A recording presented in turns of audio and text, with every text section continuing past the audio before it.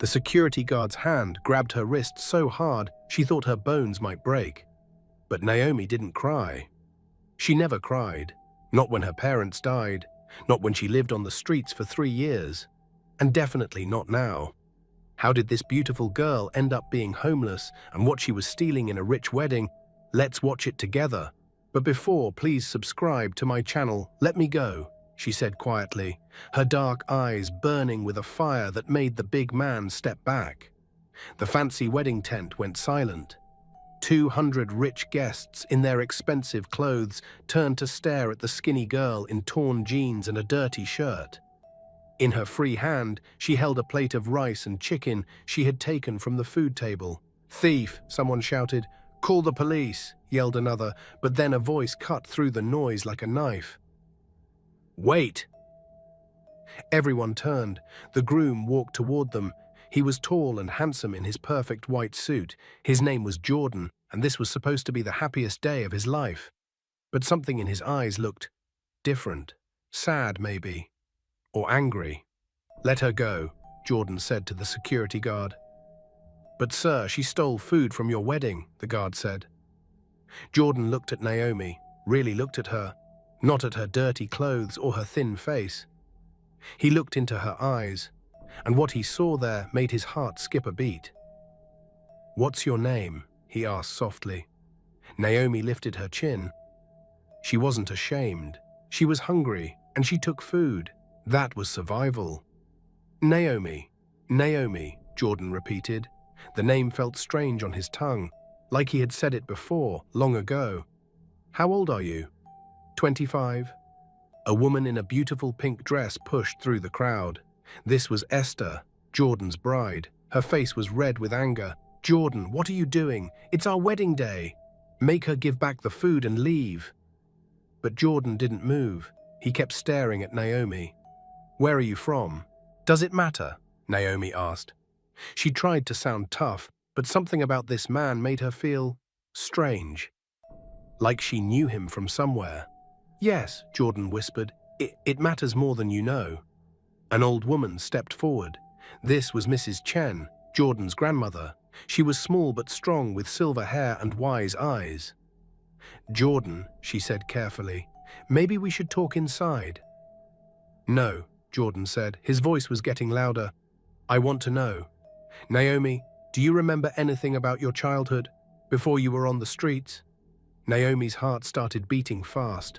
Why was he asking this? I lived in an orphanage. My parents died in a car crash when I was 7. Why?"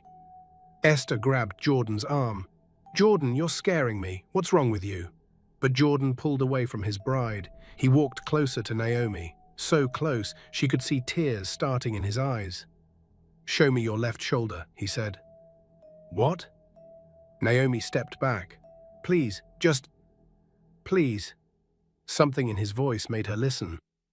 Slowly, Naomi pulled down her shirt. On her left shoulder was a small scar shaped like a star. Jordan's legs went weak. He almost fell down. "Oh my God," he whispered. "Oh my God, it's you." "Jordan," Esther Hare screamed. "What is happening?" Mrs. Chen moved closer. Her old hands were shaking. "Jordan, no, it can't be." "It is," Jordan said. Tears were running down his face now. "Grandma, look at her, really look." The old woman stared at Naomi, at her dark eyes, at the way she held her head high, even when everyone was against her, at the small scar. "Impossible," Mrs. Chen breathed. "Will someone please tell me what's going on?" Naomi demanded. But her voice was shaking now too. Jordan turned to face all the wedding guests. His voice was loud and clear. "Everyone, I need to tell you something. This wedding, it can't happen." "What?" Esther shrieked. "Because," Jordan said, looking right at Naomi, "this woman, she's my sister." The tent exploded with noise. People gasped and shouted. Esther started crying, but Naomi just stood there, frozen. "That's impossible," she said. "My brother died in the same crash as my parents. I was told he died." "No," Mrs. Chen said quietly. She looked very old all of a sudden. "Jordan, you were told your sister died, and Naomi, you were told your brother died. But you were both wrong. Jordan stepped closer to Naomi. I remember you. We used to play in the backyard.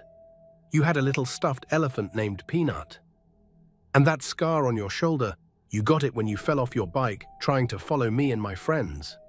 Naomi's hand went to her shoulder. Her mind was spinning. She did remember a stuffed elephant.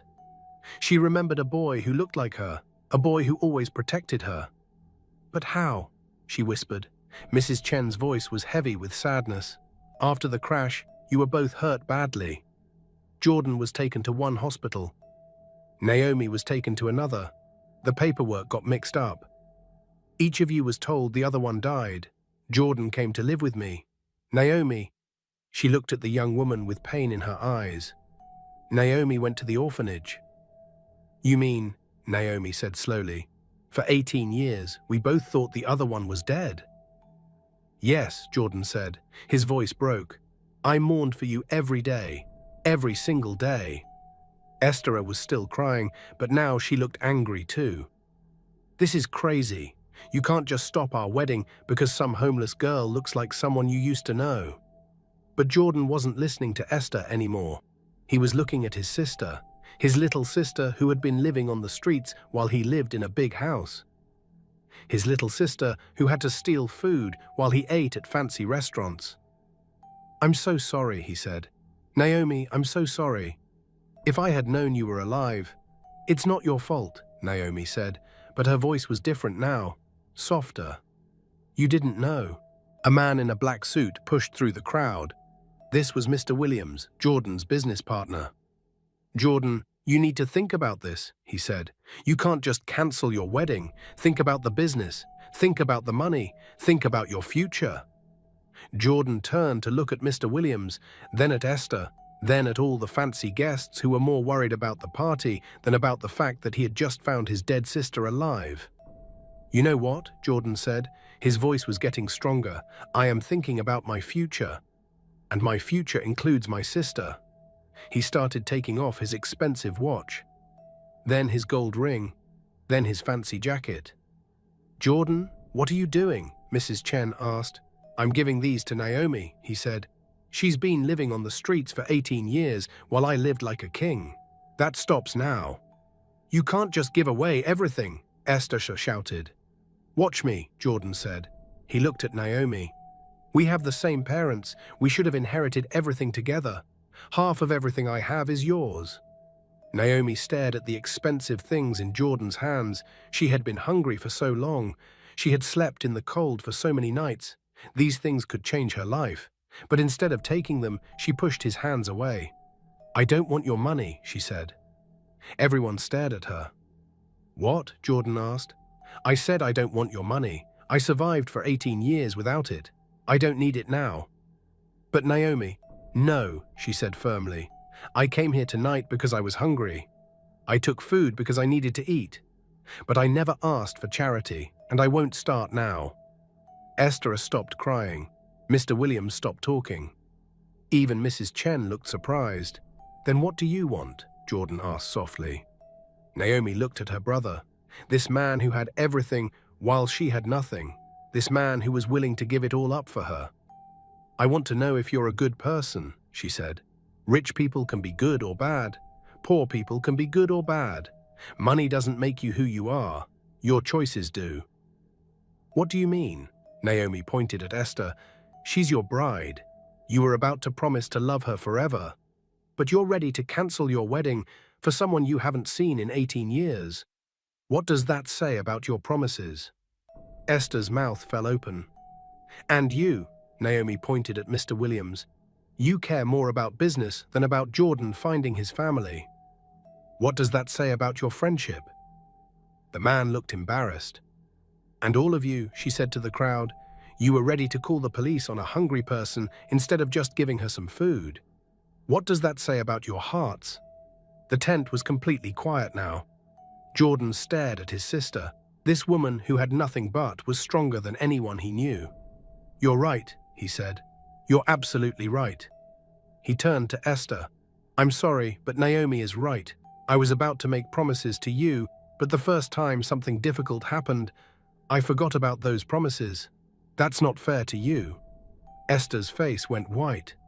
"And Williams," Jordan continued, "if you care more about money than about people, then maybe we shouldn't be partners." Mr. Williams started to speak, but Jordan held up his hand. "But most importantly," Jordan said, looking at all his guests, "if you all think it's okay to call the police on someone for taking food when there's enough here to feed 100 people, then maybe I don't want you at my party anyway." He turned back to Naomi. "You asked if I'm a good person. I don't know, but I want to be. Will you help me learn how?" Naomi studied her brother's face. She had learned to read people very well living on the streets.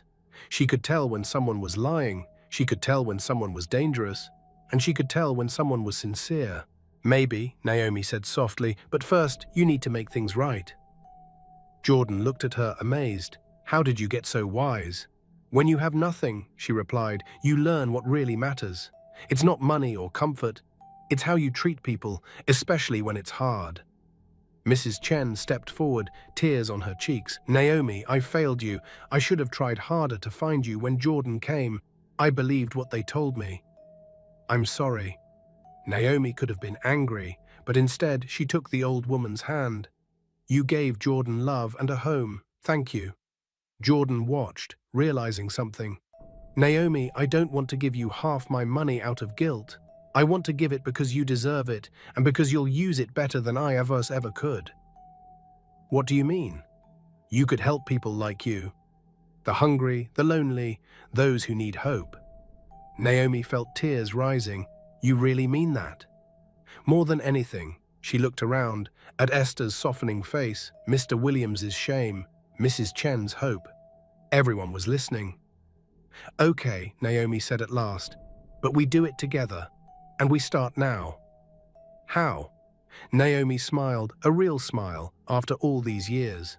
"We invite everyone in this city who is hungry to come and eat this wedding food, all of it, for free." Jordan stared at her. Then he started to laugh. Not because it was funny, but because it was perfect. "Yes," he said. "Yes, let's do that." Esther stepped forward. Her makeup was ruined from crying, but she looked calmer now. "Jordan," she said, "I'm hurt and I'm confused and I don't understand everything that just happened. But I can see that finding Naomi is the most important thing that's ever happened to you. And if she's willing to share this food with hungry people, then maybe I was wrong about what kind of person she is." She turned to Naomi. "I'm sorry I called you a thief." "You weren't wrong," Naomi said. "I did steal food, but sometimes good people have to do bad things to survive. And sometimes bad situations can lead to good things." Jordan looked at his bride, his former bride. "Esther, I'm sorry I hurt you, but Naomi is right. I would have been a terrible husband. I wasn't ready to put anyone else first. Maybe someday I will be, but not today." Esther nodded sadly. "Maybe you're right." As the word spread through the city, something amazing happened. People started coming. Not just hungry people, but volunteers. People who wanted to help serve food. People who brought more food from their own homes. People who just wanted to be part of something good. Mrs. Chen worked beside Naomi, serving rice to children who reminded her of her grandchildren. Esther helped too, even though she was supposed to be getting married. Mr. Williams used his business skills to organize everything. And Jordan worked beside his sister, learning what it meant to give without expecting anything back. As the night went on, Naomi watched her brother, really watched him. She saw how he listened to people's stories, how he remembered their names, how he made sure the children got extra dessert.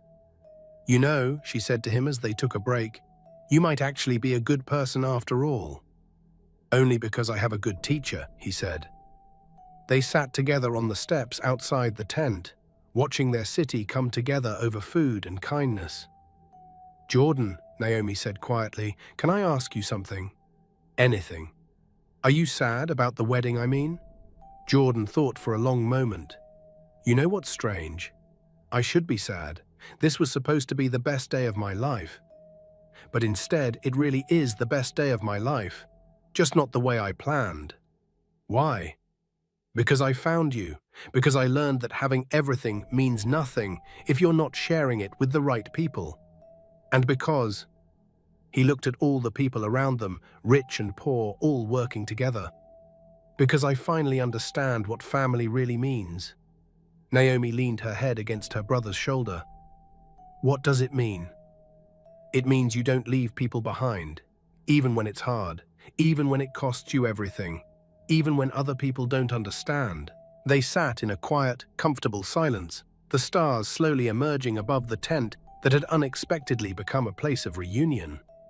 Around them, the guests who had once come for a wedding were now sharing food, stories, and something far more valuable: connection. But as the night wore on and the crowd began to thin, Naomi stood.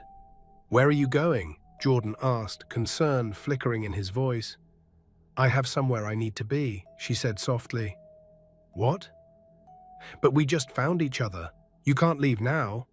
Naomi smiled, but sadness hid behind her eyes. "Jordan, do you trust me?" "Of course I do, but then trust me when I say I'll see you again. Soon." "Naomi, please." "Where are you going?" She looked at her brother, the man who had given up his wedding, who had offered her half of everything he had, a man who just hours ago had remembered how to be the kind, gentle boy she once knew. "I'm going to see our parents," she said. Jordan froze. "What do you mean? They're gone, Naomi. They're dead." "I know," she said, "but there's something I need to tell them first. Something I need to tell you too, but not yet. Naomi, you're scaring me." She reached into her pocket and pulled out a folded piece of paper.